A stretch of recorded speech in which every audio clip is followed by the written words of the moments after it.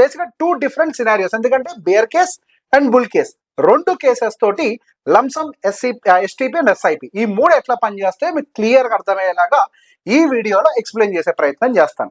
So ఇక్కడ మేము రెండు కేసెస్ కి సంబంధించినటువంటి కేసెస్ తోటి రకరకాల గ్రాఫ్స్ తయారు చేసే ప్రయత్నం చేశాం. సో ఒక వ్యక్తి ఏం చేశాడు, ఇక్కడ మీకు ఇందాక చెప్పినట్టుగా డబ్బు ఆయన చేతికి వచ్చిన వెంటనే లంసమ్ రూపంలో తప్పును డిప్లాయ్ చేశాడు. ఆ తర్వాత మార్కెట్ ఇట్లా కిందకొచ్చి మళ్ళీ రికవరీ 1 year లోపలనే రికవరీ అయిపోయి అక్కడి నుంచి పైకి వెళ్ళిపోవడం గమనించాం. ఎస్టీపీ అనే వ్యక్తి ఏం చేశాడనంటే, సో ఇక్కడ మీకు కనిపిస్తుంది పెద్ద బ్లూ డాట్ ఏమో లంసమ్, చిన్న చిన్న డాట్స్ ఉన్నాయి చూసారా, ఇవన్నీ ఎస్ఐపిస్, పెద్ద గ్రీన్ డాట్ చూసారా అది ఎస్టీపీ. సో రెండో వ్యక్తి ఏం చేశాడంటే ఎస్టీపీ పెడతానని చెప్పేసి ఆ 10 లక్షల రూపాయలని ఏదో ఒక ఆర్బిట్రాజ్ ఫండ్ లో ఇందులో పెట్టి అందులో నుంచి ఎస్టీపీ యాక్టివేట్ చేశాడు. ఎస్టీపీని ఒక 10 ఎస్టీపీస్ తోటి డివైడ్ చేశాడు. 10 లక్షలు కదా, నెలకి ₹1,00,000 చొప్పున 10 నెలల పాటు డిస్ట్రిబ్యూట్ చేశాడు. సో ఏమైంది ఇక్కడ, ఎన్ఏవి అతను యాక్చువల్ గా స్టార్ట్ చేద్దాం అనుకున్నాడు, వీళ్ళందరూ కలిసి స్టార్ట్ చేద్దాం అనుకున్నప్పుడు దాని యొక్క ఎన్ఏవి అప్రాక్సిమేట్ గా ₹502 ఉన్నట్లయితే లంసమ్ అయినా అక్కడ మొత్తం కొనేసి 193 యూనిట్స్ ను కొన్నాడు.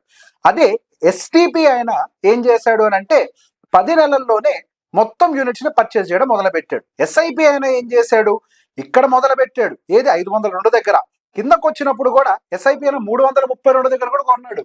మంచి టాలెంటెడ్ అనిపిస్తుంది, కానీ ఆయన అట్లా కొంటూ ఆల్మోస్ట్ ఎక్కడ దాకా కొన్నాడు, అది 1121 వచ్చేదాకా కూడా కొంటూనే ఉన్నాడు. అదే ఎస్టీపీ అనే విషయంలో మీరు గమనిస్తే ఆయన 470 దగ్గర నుంచి మొదలుపెట్టి 332 దగ్గర కూడా కొని 438 దగ్గర లాస్ట్ పర్చేజ్ ని కంప్లీట్ చేశాడు. సో దీని వల్ల ఈ ఎస్టీపీ ఆయనకి లోవర్ సైడ్ పర్చేసింగ్ ఎక్కువగా జరిగింది, లంసమ్ ఆయనకి హయ్యర్ సైడ్ సింగిల్ పర్చేస్ జరిగింది.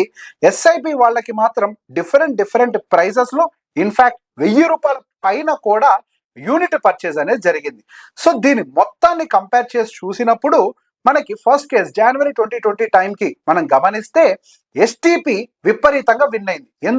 ఎస్టీపీ ఎందుకు విన్ అయింది అని అంటే యాక్చువల్ బయ్యింగ్ అంతా లోవర్ సైడ్ జరిగింది. ఎందుకు, అది ప్రాపర్ బియర్ కేస్ సినారియో కాబట్టి, మార్కెట్ పడుతుంది కాబట్టి లోవర్ సైడ్ పర్చేజ్ మొత్తం కూడా కొని పడేశాడు. అదే లంసమ్ అయినా పీక్ లో పెట్టాడు కాబట్టి ఆయన అక్కడ కొద్దిగా తక్కువ సంపాదించాడు. అదే ఒకవేళ ఎస్ఐపిని నార్మల్ ఎఫ్డీలో పెట్టి ఎఫ్డీ రిటర్న్స్ తో సహా క్యాలిక్యులేట్ చేసాం.